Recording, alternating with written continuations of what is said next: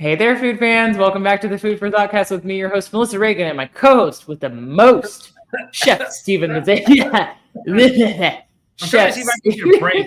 Chef Steven Gonzalez. I'm not going to do it. I am a consummate professional, sir. What's going on? Well, I guess it evens out the unprofessionalism that comes from me. So you could have started clucking like a chicken, and I would have been like, okay, this is what we're doing. we're going to find out one day. We're going to do it. What's going on, buddy? Hi. How's it going? Hi. How's it going? It is super. It's my Monday. So that's where we're at. How about you? I'm on day 7. I just wrapped up day 7 and 10. So yeah, I was living that life last week. So I feel your pain for real. You know, it's weird. The last 10-day stretch, by this day, I was already starting to fall apart. By day 10, I was completely just mentally fried. This time around, I think I'm doing a lot better. Yeah, you hit your stride, kind of. I guess so. Maybe it's like muscle memory by now, which sucks because it's not anything you want to be used to. It's like working a long stretch. Nah, it's been good this time around. So nice. We're in a pinch. Audits are done for another couple weeks, and you know how it goes. I feel you. Steve, what was the most amazing thing you ate this week? We got some Wagyu sirloin that were butterflied for fajitas. Hey. And holy cow, they made some really darn good tacos. We got a roasted garlic seasoning, a smoked roasted garlic seasoning. Okay. Yeah, and then peppers, onions, avocado, cilantro. Nothing crazy. First of all, that sounds amazing. Secondly, I have follow-up questions. You ready? Tell me. You can either educate me or you can make fun of me. It doesn't matter. Truly curious. What is the difference between fajita and taco? Fajita is a type of meat. Fajita is a type of dish. What is it? Fajita is the type of meat. Yeah. But then you order fajitas. The taco is the taco is like everything that engulfs like the tortilla and everything inside of it. That's what's considered a taco. You know what I'm saying? So fajitas are more like the filling. And the reason why I say that is because nowadays you can use beef, chicken, pork, cauliflower, tofu, seitan. I mean, I can't say that using cauliflower would not be considered like fajitas, especially if you get like a good marinade on them. Sure. But like if I do like a vegetable or a vegan fajita, then I'll use portobello mushrooms because to me that's the closest thing that's got like a meaty kind of texture to it. You know what I'm saying? Yeah. Well, I mean, I'm like half being silly but half serious because I guess my thing is like you order fajitas at the restaurant. It's an event. It comes out on a sizzly thing, right? Mm-hmm. It's like, amazing. It comes to your table and then you put it in a tortilla. Yeah, so it goes from becomes a taco to being a fajita. Right. So, right. Yeah. Man, Wagyu sirloin sounds so good. Well, we just had a competitor open up very close to us. And the Schmashma? Yep. The name of which we will not speak. Yeah. And so in order for us to continue to stay ahead of them, we've got some really good sales going on with Wagyu. Now, granted, I try to eat a little more white meat than just flat out steak or Wagyu. I mean, I couldn't pass it up. I mean, you can't. Like, if you're going to buy steak, what are you going to do? Yeah, I think the other night I bought a Wagyu New York strip that was at least an inch thick, a ribeye, these sirloin fajitas, and inside skirt steak. So nice. Yeah. Saved money. Nice. It sounds delicious. Delicious. Lovely. Lovely. What about you? What's the most amazing thing you've had? The most amazing thing I had was a burrata small plate from a place called The Pure and Proper in downtown Black Mountain, North Carolina. Just returned from a 3-day weekend there.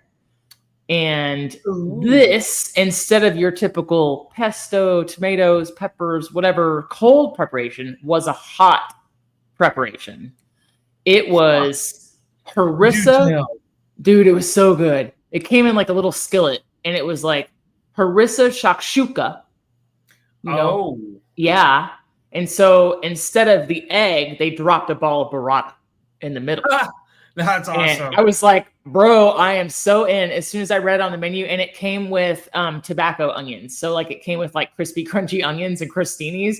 I crushed it. I crushed the entire thing. And it was like small plate 1 of 3. And by the time they brought the dessert menu, I was like, I really want to, but I'm about to throw up. I'm so full. Like, it was so good. It was amazing. It made me, I like forgot how much I love burrata, but it made me forget like how versatile it is. So for anybody out there that doesn't know, burrata is like a soft version of mozzarella. And the inside is what they call stracciatella, stretchy in Italian, very stretchy and creamy. So yummy. Yeah, you know, it's somewhere between buffalo mozzarella and, you know, before it becomes a provolone, right? And it is extremely creamy, and you can leave it out for room temp, and it just kind of retains that creaminess. You could eat it cold, but it doesn't have as much flavor. It's kind of the idea is to let it temper a little bit, but man, putting in a hot preparation like, well, as soon as I saw the word shakshuka, I was done. I was like, I'm in. I was like, oh, it's burrata? Okay. I was like, I'm double in. Yeah, I was about to say I'd be double in, man. Like, oh my God, it was so good. Amazing. So it was extremely well done. Really, really good. Well, how was your trip? Look at that business right there. Holy cow. Dude, I know. What? I know. If you're not watching along on YouTube, you're missing all the things, but I'll post pictures to the stories of the pod. The trip was incredible. So at the same restaurant, I had a beef tartare with a 64-degree like sous vide egg yolk, and it had sorghum, like the ancient grain sorghum. They popped it into tiny popcorn as a garnish, like teeny tiny popcorn. It was so smart the way they did it. And then deep fried capers, dill yogurt, and chipotle aioli with toast points. It was grass-fed beef tenderloin, and it was phenomenal. You know what's funny is earlier today while I was at work, I saw the Wagyu tenderloin. Yeah. And I thought that would be good content right there too. Yeah. So, were you thinking tartare or carpaccio or something else? No, tartare. Total tartare. Like a classic preparation, like Dijon and yeah. Oh man. But it would have to be like I'd have to go buy like organic eggs to get that extra creaminess from, you know what I'm saying? Yeah. Like or like even a duck egg would really do the trick. If I had it, I'd totally do it. Like a big dark yellow, like super creamy yolk would be amazing. Yeah. And then I had a glass of wine, and I was like, I kind of really want this. I watched a couple of tables around me the wine I had was amazing. I had a glass of Vino Verde. It was super good. I watched a lot of tables around me get pistachio olive oil cake. I love like a really well-made olive oil cake. Like I'm fascinated by using a savory component in dessert. Like I love that stuff. I mean, the more out there, the better. Like I think I've mentioned on here before, for a beer dinner, I ended up doing like basically a sweet tomato cobbler with like a blue cheese ice cream. So yeah, it was just like a little bit far out there, but it was like really cool. And so it was like blue cheese ice cream root beer float with like not your father's root beer, like the alcoholic root beer that came out. You know, I had that, and I didn't care for that root beer. I tried. It's not good on its own, but I think it works well with like Amy's ice cream out of Austin has a Guinness ice cream flavor. It pairs really well with that in a float. Like it's just because it's the bitterness like offsets some of that. Like it's really sweet. Oh, anyway, I got off on a super tangent. I love olive oil cake, and I watched all these tables around me get it, and I was like, I know I have this much more room left. So like, do I want savory or sweet? I was like, I want more savory. And I went back to the menu, and I ended up ordering the roasted pork belly small plate. And it was smoked corn grits, spiced brie, seared pork belly, like sliced, fried hominy, and then pineapple jicama salad. Like it was everything. It checked every single box. And I was like, dude, let's go. It was so good. So yeah, it was a really great meal all the way around. And that's somewhere that I'm going to go if I get the chance to go again. But yeah, Black Mountain, North Carolina, it's about 15 minutes outside of Asheville. Okay. So yeah, super mountain retreat. Had a little, the next night went to a place called the Trailhead, had their special of the night, which was poutine. Their take on it was yes, please, cheese curds fried in house, brown gravy, caramelized onions and mushrooms. They made it a little fresher and a little more current with some crumbled goat cheese on top, just to kind of like lighten it up, and like some fresh chives. Damn, it was good. And then it was like a kind of a small plate portion as well. So I ended up having ahi tuna tacos off of their bar menu, like sesame, ginger, seared, like sesame crusted seared tuna chunked up with like Napa cabbage, carrots. I was like, yes, all the things. I want all the things right now. Really thoughtful and like really well prepared. And then the rest of the time I ate at a place called the Dairy King out there, like 64 years old. They've been operating homemade black cherry ice cream and homemade birthday cake ice cream. And yes, please. Yes, please. All the homemade flavors, been around for long, like just traditional, traditional stuff. So, I mean, I couldn't say a bad thing about my experience. I packed some peanut butter and jellies, had granola bars and yogurt in the Airbnb, just kind of one huge meal, one huge splurge each day, and then like snacks and brown bag the rest of the day. But like, no regrets at all. So no regrets. I love it. Food coma for sure. So good. Well, so you got there on what day? I got there on Saturday. It was really, really nice chance to get away. It was like 3.5-hour drive from where I am, and drove through Winston-Salem, where Camel cigarettes come from and such. Like driving on the interstate, I'm like, oh, it says this is the Tobacco Parkway. Who knew, right? Like, so. Did you go check it out? I would have. I'm not a smoker, but I would have checked it out. I did not. I don't think I have been smoke free for like going on 4 years, and I really don't think I could get that close to one without like being tempted. There are honestly sometimes I stand, if I've had enough to eat, enough alcohol to drink, I can stand downwind from somebody and go like, dang, I really want to ask somebody, and then I have to leave. I'm like, nope, I can't do it. I can't do it.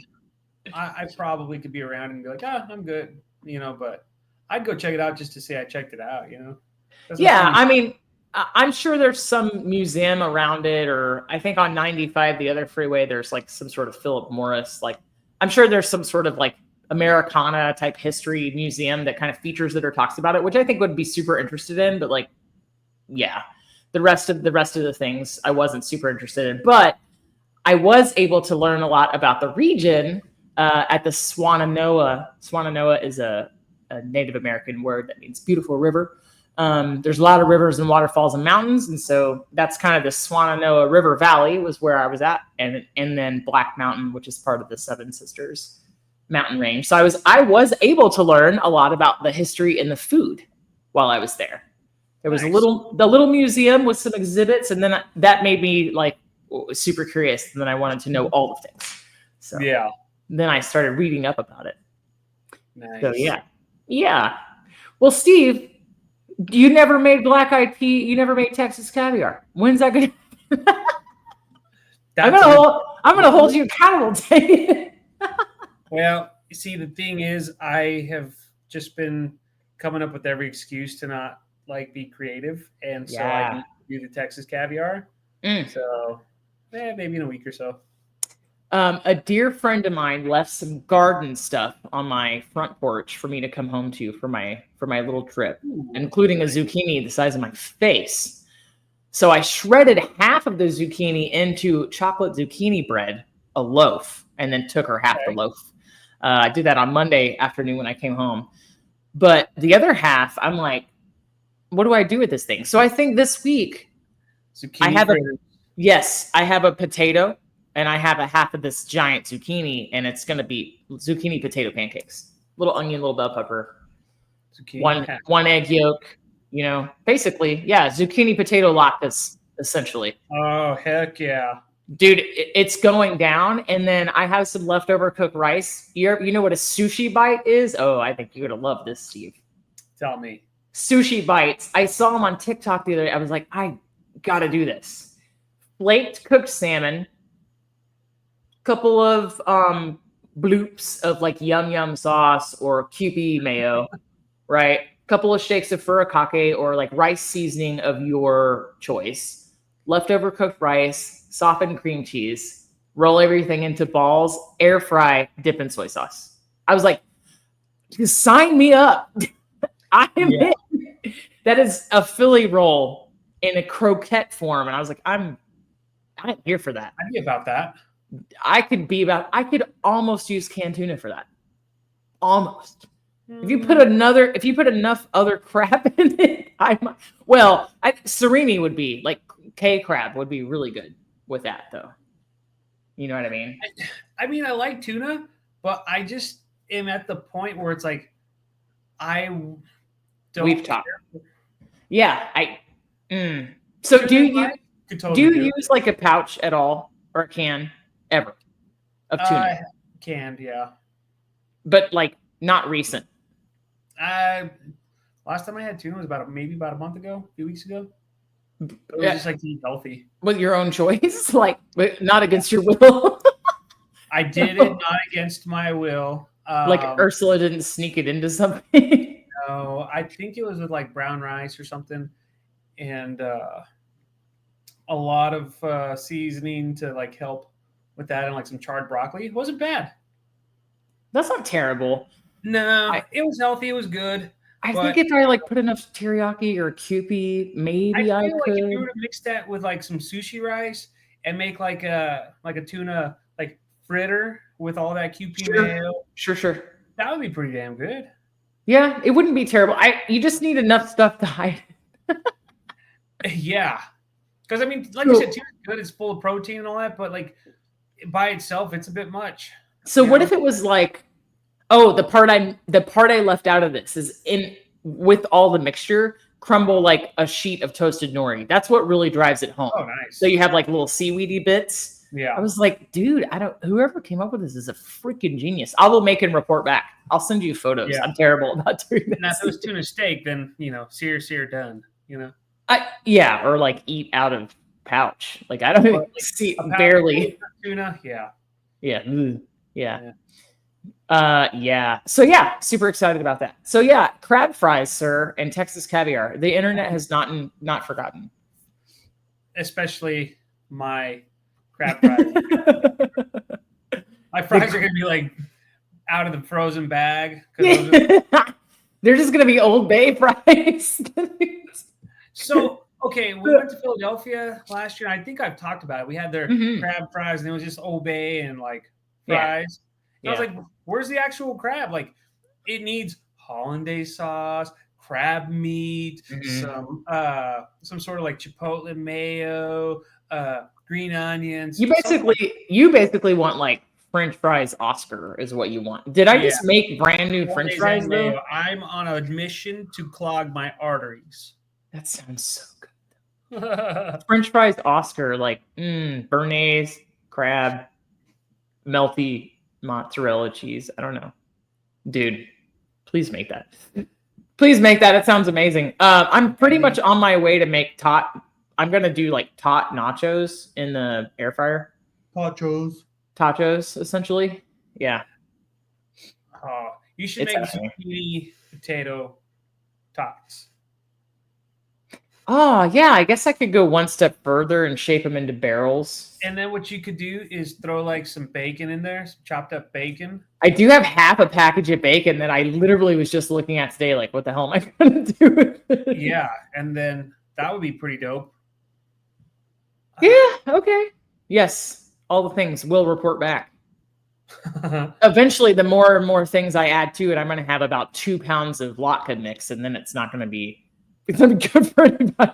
You're like, first I put bacon in here, then I decided it needed green onions, then I decided, and then it's going to be like. Well, the best part is what you could do is if you have so much, you form all the little tater tots, freeze them, and then you just freeze them. Yeah, hell yeah.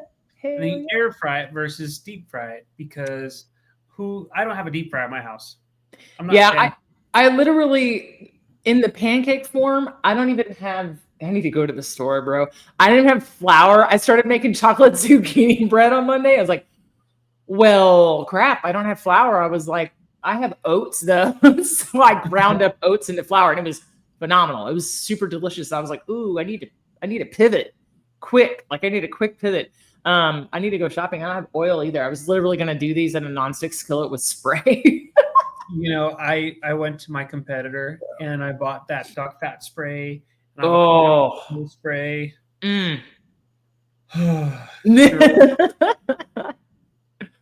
That sounds amazing, dude. So duck you just fat. need to use duck fat spray. That's all you got to use. Duck fat is incredible. Duck fat is life. It's better than butter. I kind of like them both for different things, but like you're not wrong. It's really special stuff. Yeah, no, I'm right on this thing because it's like I love foie gras, and so anything duck fat related, foie gras related, I'm all about. Yeah. So buddy, I love foie gras too. You cannot say otherwise because then I will fight you. It's really, really good. It's super good. Foie gras is great. I feel like we did cover foie gras in the awful episode about organ meat, but I think we need to revisit maybe just foie gras episode. Right. I mean, I'm not opposed to that. Yeah, I mean, I ain't mad at it.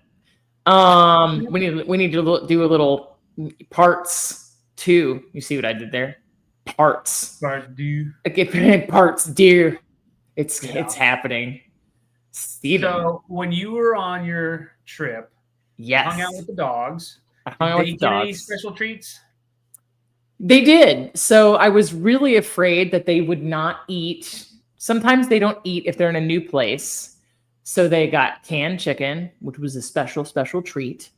There was a local in water or oil. In water. It basically comes like packed up in broth. They got frozen chicken feet we packed and took with us in a cooler bag. That's their kind of. Did you serve it to them like just frozen raw chicken feet? Mm-hmm. Yeah, really? yeah, because they have the acid content in their stomach is they're basically made to eat raw meat. It's like we domesticated them and then they eat kibble and like I'm not saying feed your dog raw meat or whatever. I'm just saying they can handle certain things, right? Like I'm not a vet. Claws? I'm not. No, I didn't. They eat the whole thing. It is hysterical to watch. But it's frozen. So I'm not a vet. I'm not a nutritionist, but I can tell you that I've done enough research to where I know that if a treat is frozen, it forces. We are so far off topic. It forces dogs to use their back teeth to gnaw on it, and it helps clean their teeth. So. Interesting.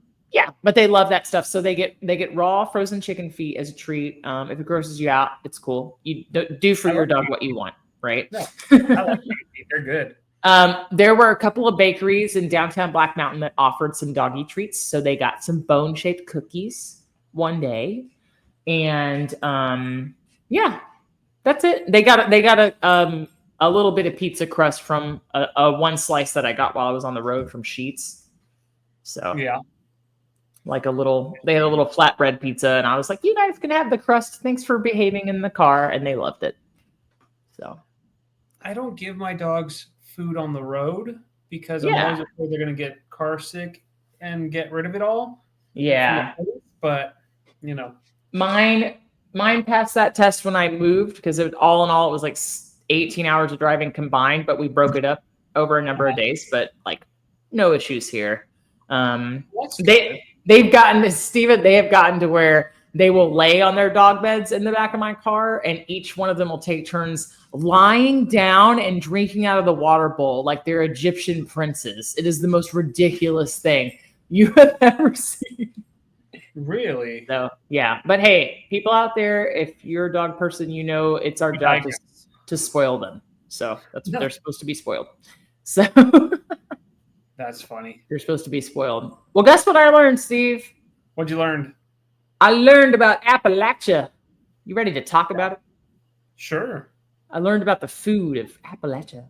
So Appalachia is the Appalachian. It is the Appalachian Mountains of the eastern United States, central and southern sections. So essentially, when you're talking about this type of cuisine, it's the British, the German, and Italian immigrant populations combined with African Americans, all of their descendants in the Appalachia region, and the indigenous people, predominantly Cherokee.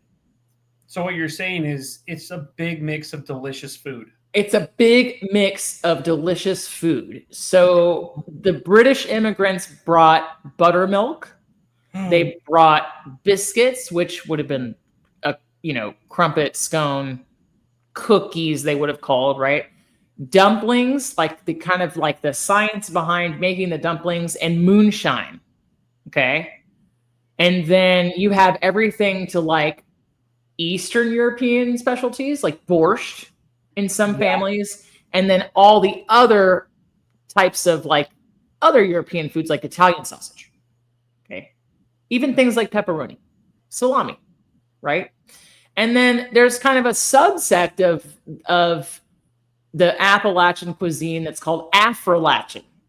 It's like the combination of traditional African American cuisine originating like from here and the Appalachian cuisine. So these are things like kale, collard greens, peanut beans, very similar to red beans, peanuts themselves, and foods infused with bourbon, including like baked goods, and then the use of molasses as a meat glaze. We've talked about before how we have really like original African Americans and their descendants to kind of thank for the idea of barbecue.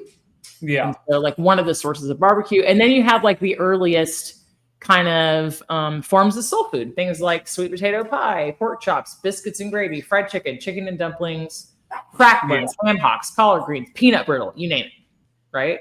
Nice. And then you have all the things like wild game. I mean, wild game. What is the wildest game you can think of eating? The wildest game? Yeah.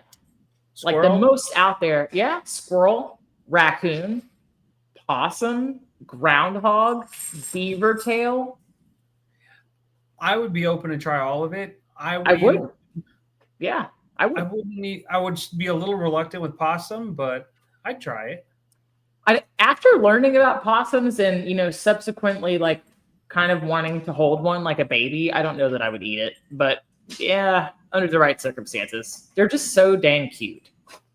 But yeah, chicken, beaver tail, frog, groundhog, quail, venison, possum, rabbit, raccoon, squirrel, and trout. That's not a very wild game for me, but yeah. I mean, I don't know. Some of these are things that other parts of the country would only consider what? Roadkill, right? Yeah. Unfortunate roadkill. So yeah. Huge emphasis on the things found in the region. So like I learned that golden delicious apples are the state fruit of West Virginia. Did you know that? No, I didn't. Pardon my dog while he apparently has something to share with us. Are you done? Okay, thanks, buddy. I didn't know that either. Do you have favorite apples? Because I have favorite apples. I like green apples. Granny Smith is just, I'm simple. Ugh, gross. Fuji apples are good too, though. There's, what was it, the next one? Fuji. Yeah, Fuji's are good. I like the Jazz apples. Honey Crisp, created at the University of Michigan. They're a genetic creation. I freaking love them. They're amazing. But yeah, I didn't know that the Golden Delicious was the state fruit of West Virginia, so I learned that. What about pawpaws? Have you ever eaten those? A pawpaw? Yeah. No. So they grow in all of the areas of Appalachia. They're related to sweet sop, cherimoya, and sour sop. Interesting. They're like they're the second largest edible fruit that is indigenous to the United States and parts of Ontario. So apparently They have a custard-like texture, and they taste like a cross between banana, mango, and pineapple. I am freaking intrigued. I would be too, yeah. Super intrigued, but apparently like fairly rare and hard to find. But they've also been kind of crossbred with all sort of other things. Sometimes they're called a hillbilly mango. Sometimes they're called a poor man's banana. Sometimes they're called a Quaker's delight. It's hysterical. An Appalachian banana, an Ozark banana, a Missouri banana. So there's like 6 or 7 things in this family. But yeah, so these are like common throughout the area. And then you also have blackberries, peaches, obviously, plums, and raspberries. So peaches all over North Carolina and South Carolina, and then obviously Georgia. And then the beans. So tell me how you ate beans growing up, Steve. Refried. Refried. Was that the only way? Pinto from the pot or refried beans. Okay. How were the beans seasoned in the pot? Salt pork and just your salt, things like that, Really simple, just like a little onions, garlic, Okay. if I remember correctly. Okay, nice. So, I don't want to make any assumptions here, but like, does it depend on where you are, like where you grew up? You were in the valley, right? Yes. A little bit, right? So, does it depend on like where you are, where you grew up, as to whether or not beans are like ranchero or borracho, or like how does that come into play? I think it's personal preference, really. I mean, everyone's got their own preference, and we kept ours just real simple, but it was full of flavor. So yeah, totally. I mean, it's not at all different from the way that my grandma cooked beans. But ours were like a little bit sweeter. We get brown sugar, ketchup, mustard, onion. Not as much the savory type, but my grandma would use salt pork and other things like collard greens or turnip greens. Soup beans, like one of the most common foods eaten both as a side and as an entree throughout Appalachia. Usually pinto beans are what they call brown beans throughout the region, but super similar, some sort of flavoring, usually maybe an onion. So they would serve them with cornbread. They would serve them with greens. It might be topped with raw onions or ramps. You had ramps? Not in a long time. Yeah. So for anybody that doesn't know, ramps, they're hard to come by, and kind of like everything else, we've made them super expensive by making them like a specialty item that chefs hold in high regard. Kind of we took something that was extremely common, maybe it was used in poorer parts of the country, and essentially like we priced those populations out of this item. It's the same thing that happened with quinoa. So essentially the area where quinoa grows, I don't know if you knew this or not, Steve, but like we've made it such a hot commodity that we like called it a superfood, and now the people who grow the quinoa can't afford to eat it. So it's one of those things that happens. But yeah, there's several different varieties. They're all in the allium family. That's the garlic and onion family. But essentially, like we would know them as kind of like the leafier version of a green onion. So wild onion and garlic. They're kind of, there's a short window for when they're ripe. But yeah, raw onions or these ramps would be like on top raw. And during the winter when meat is scarce, you would eat soup beans as a meal, either with the cornbread crumbled on top or served spooned right on top of the cornbread. Yeah. So most of the time pintos, sometimes black-eyed peas. It depends on which part of Appalachia you lived in. Sometimes butter beans, which are just dried limas, in case nobody knew, with smoked pork or a ham hock. Sometimes, and sometimes white beans. So, butter beans are just a dried out lima bean. You can't be like, I hate lima beans. It's just one form of the other thing. So it's like coriander grows into cilantro. Hey, exactly. And we're learning together.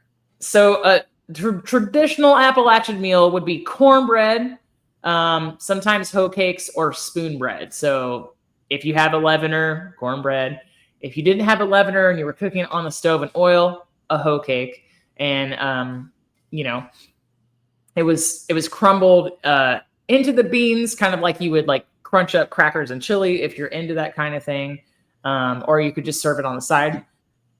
Most likely yellow cornbread, potatoes, very common, just the white russets, and then greens. It could be turnip greens or collard greens.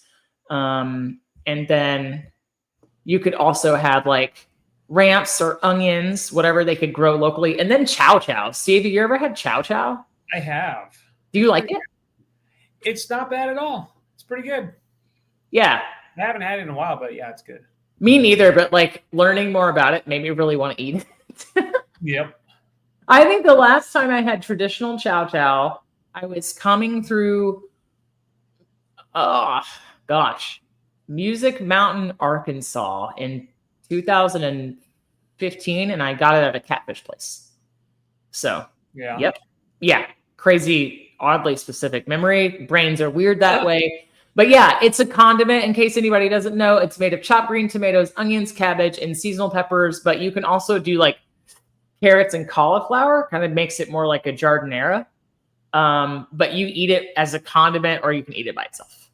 Yep. So, in the early 20th century, it was made with like cucumbers, onions, cauliflower, and green peppers, brined overnight, and then boiled in vinegar with mustard seeds. And then it was like mashed into a paste, which also doesn't sound terrible, but it sounds a lot different than probably what you and I know. Right.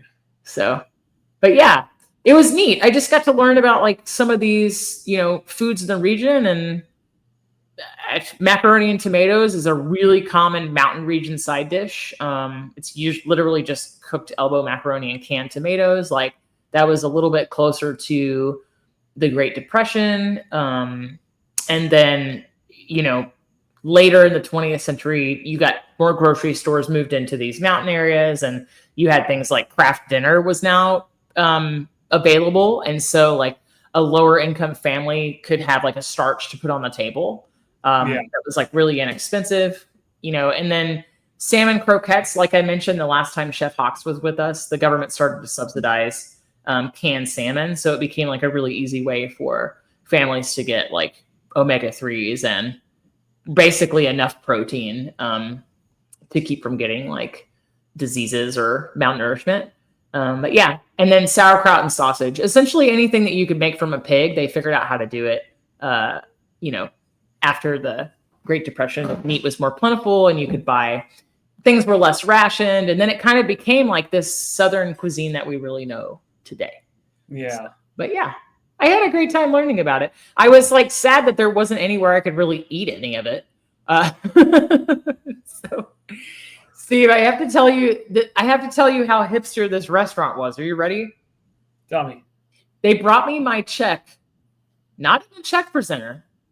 They brought me my check to the table in a care manual for a 1986 Plymouth Colt Vista. Like an entire book about how to take care of a car, operating instructions and product information for a Colt Vista. You can see my check and my debit card hanging out the top of it. Is that not like, I was like, okay, this is pretty cool. But when she first put it on the table, I was like, what is happening right now? There was nowhere in this town though for me to have pinto beans, cornbread, ham hocks, turnip greens, nothing. So extremely modernized and extremely gentrified. But I think a lot of those culinary traditions probably live on through the people. Oh, you know what yeah. I mean? They gotta be. Yeah, I thought it was like super interesting. It's a huge, rich, like really diverse set of things that we know today to be like very regional, but Appalachia that area is a lot bigger than I thought. You get things like moonshine, obviously, Mountain Dew, Jack Daniels, Cheerwine, Ale 8, corn liquor, whiskey, right? Sweet tea. All the kind of things that you might be like, yes, this makes sense, right? This makes sense for Tennessee. This makes sense for this place. Black walnuts being in desserts. That's a huge Appalachian thing. Mm-hmm. So they make what they call wet walnuts here, which is strange. They have them in every single ice cream place. Do you know what these are? No. They're walnuts cooked in syrup, essentially, and then served cold as like a condiment. Really? Like I don't know, 5 of the ice cream places I've been to since I moved to North Carolina have I'm a child, have wet nuts on the menu to add to your ice cream. Like, and the first time I saw it in print, I was like, what? What? Like, what is happening right now? But yeah, walnuts, potato candy. Have we talked about potato candy before, Steve? No. Tell me potato candy. Sometimes Amish, sometimes Quakers and Shakers, but it's a Depression era recipe where you use, they think maybe Irish or German immigrants brought it to the United States in the late 18th, early 19th century, but there's like really no proof. It's kind of like 15 people saying it all comes from different places. But essentially, you take leftover mashed potatoes. So I assume this isn't anything that they're putting like chives and dill or anything. It's literally like smashed up potatoes, butter, and milk. You take this leftovers and you start mixing it with powdered sugar until it becomes like a dough. And then you roll it out really thin, like you're going to make cinnamon rolls, and you like spread peanut butter, or maybe you spread like smashed sweet potatoes, or maybe you spread like cinnamon and sugar, and then you roll it up and you cut it into pinwheels and refrigerate it. Does that sound? Would you try that? I'd try it just to say I'd try I it. feel like I maybe think I've had it somewhere, but yeah. Black walnut fudge, obviously. Egg custard, which we would know is like chess pie anywhere else, but like without the pie crust. Fiddlehead greens and ferns, huge throughout Appalachia. I had no idea. No idea. Fiddlehead ferns make it on fine dining menus all the time, and people pay out the wazoo for them. Yeah. Like absolutely insane. Like what is happening? And then, the old North Carolina slaw on dogs and burgers. That comes out of Appalachian dining traditions, and I didn't know that either. So, interesting. Yeah, super cool. I don't make like every vacation doesn't have to be educational, but man, when it's about food, like I can't stop. Right. I can't stop. So it was really neat. They had some exhibits. They had like a tiny museum in the downtown. The downtown was all of 2 streets. Super definition of a small town. Probably 5,000 people live there, I think. That's it? Yeah. Huh? Super quiet. I bet.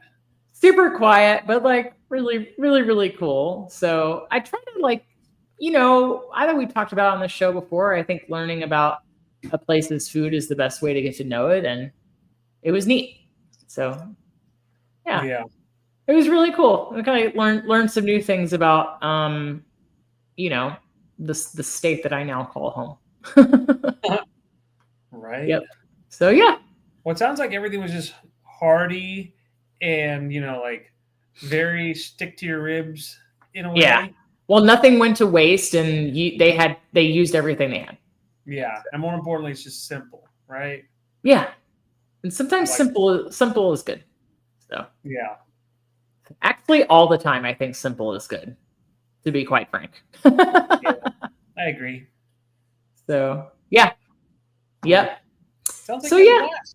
Yeah, I had a blast, and I learned some things I didn't know, and now I have to go figure out probably if I go like the other direction, maybe into Virginia, which is a super close drive, or maybe South Carolina.